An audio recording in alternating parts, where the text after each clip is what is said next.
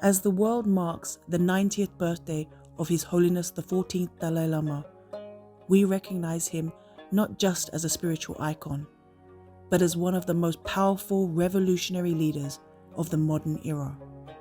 His unwavering commitment to non-violence in the face of tyranny places him shoulder to shoulder with Nelson Mandela, Václav Havel, and Martin Luther King. For 9 decades, he has been the heart of the Tibetan people, the source of our courage, our hope, and our unbreakable spirit.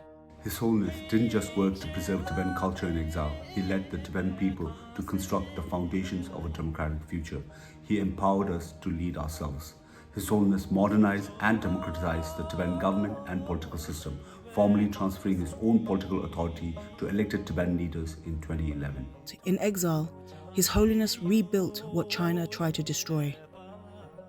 He preserved our language, culture, and spirit, while tirelessly advocating for an end to repression in Tibet. And inside occupied Tibet, the Tibetan people continue to resist, courageously and with unshakable faith in His Holiness. Even today, Tibetans in Tibet secretly pray to His Holiness in their heart. They refuse to give their allegiance to China. Our people have never given up, and they never will.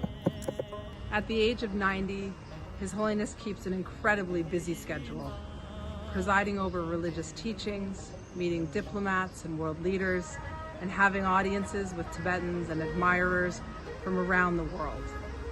He remains a beacon of hope and compassion, not just for the Tibetan people, but for people everywhere.